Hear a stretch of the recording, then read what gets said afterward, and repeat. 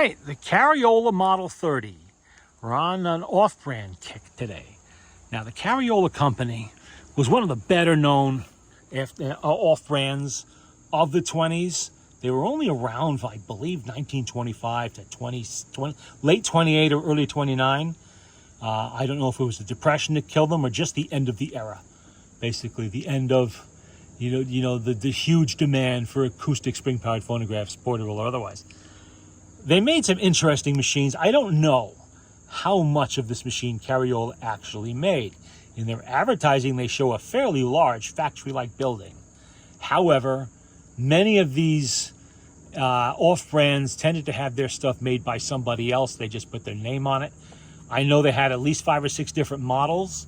They had a pillbox model, like a lady's hat box. They had a smaller little one, like the Roxy in my other video, that size.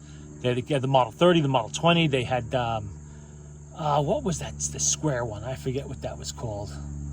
There was a larger square one, like this, a little bit differently configured. It'll come to me. But anyway, this one is one of their older ones. This is probably from 25 or 26. It has that look. Let me see if I can do this without. I mean, look at that. Isn't that nice? Cool. I mean, I imagine it was much brighter when it was new. But they embossed it in gold, chrome plated latches. That one needs to be cleaned up a little bit. And a really nice contrast to the colors of the red and the black. Very 20s, quintessential 20s look to a portable phonograph. One word of warning with these things. That's any Carryola. Most of the off-brands, anything that has a tone arm that looks like this. This is a pot metal tone arm. What you see in front of you is about as good as you can hope to get. It's not cracked, it's not bubbling. It has full freedom of movement, which is highly unusual for a 100-year-old tone arm, which this is damn near. See, it moves nice, easily there, no problems. What happens is they swell and they lock to the ring. They don't want to track with the record. They lock up here and they just crack and fall apart, and you're left with nothing. Now, they're easy enough to find. There's plenty, like I said, they used them in thousands of different machines out there. But you really don't want to have to be doing that. So if you're going to buy one of these, make sure that tone arm is in good shape, or you're going to be in for a painful experience. Now, what we have here is not the original reproducer. That nice Art Deco looking reproducer is actually Swiss. It's a very high quality Swiss aftermarket replacement reproducer from the late 30s, early 40s, around maybe the late 40s. High quality. It's orthophonic. It has aluminum diaphragm in there. I was lucky enough to get 7 of these brand new in a box at auction many, many years ago. And this is one of them, and this is why I bought them. This is what I use them for, is for machines like this that had pot metal reproducers that fell apart.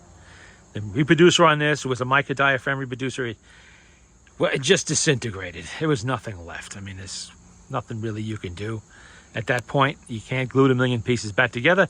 You have to find something else that works, and this works very nicely. All right, let's take a look under the lid. I took off all the screws. I have to be careful here. I don't want to damage the reproducer or anything else. Let's put that out of the way. Put that right there. Not the easiest thing to do one-handed. Actually, it'd be easier if I lift it. There we go. Give me a second here. Okay. Very carefully lever this up. You see that? That is the Heinemann Flyer.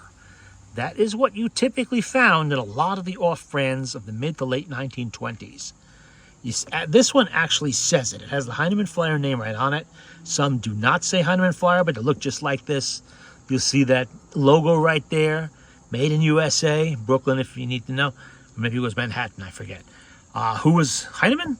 Otto Heinemann was a manufacturer of phonograph parts for anybody who was not Victor, Columbia, or Edison. So if you were in the business of putting together phonographs from other people's parts, you probably had dealings with Otto Heinemann back then. And they made a good quality motor. Very good. You can see that's cast iron. Fully cast iron. It has a fiber gear that's only partly fiber. Well, the teeth are fiber. And it's like a sandwich of metal and teeth and fiber teeth. Yeah, nice setup with the governor. It's all good. It could all be rebuilt easily if need be. It has a spring that's equivalent to a Victor Victrola 50, which is 1 inch by 12, round in there somewhere. So it has plenty of power, at least as much power as the Victrola 50. Not bad, as this is probably half the price. But this was sold after the Victrola 50 was off the market. Or the same year. The Victrola 50 was leaving while this was coming in. And I had to take it open up to put some grease in there and so on and so forth. But that's the Heinemann Flyer motor you got with these. See this horn? Look at the size of that thing. The horn is huge. It's a wraparound horn. I don't know what that's made of. Fibroid material, I would call it. There, it'll stick. Oh! I didn't want to do that, but it didn't hurt anything. Anyway, that's a fibroid material in there, and it works very well. You can see the size of the horn opening. The basic configuration back here is very similar to, let's see, the last RCA made Victor, which was 1932. They made the 2-65. Looked pretty much like this in horn size and tone arm location. Different setup, but same location of everything. Different machine, rather, but same location of everything. And this is a fairly large machine. This is a little bit bigger than a Victor Victrola 50 when it's closed. Just a little bit bigger. And like I said about that leather handle, oh, please never pick up a leather handle. It's a 100-year-old piece of leather. It will rip, it will break. There's nothing to hold it together. Your machine will be on the ground. You'll be going boo-hoo for you. So don't do it. I keep saying it over and over again. So use it only for display at this point. Got a nice little pad here. See, this is what I like. Just having a little pad, you can put the needle somewhere. I don't have a needle in there, but see what I mean? That way you can rest it without jabbing holes in something. Alrighty, I'm going to put this together, and then I'm going to play some records. Distribute the grease around in there. Then I got to glue that panel on the side there. And this will be all ready to go back into storage. Carryola Model 30.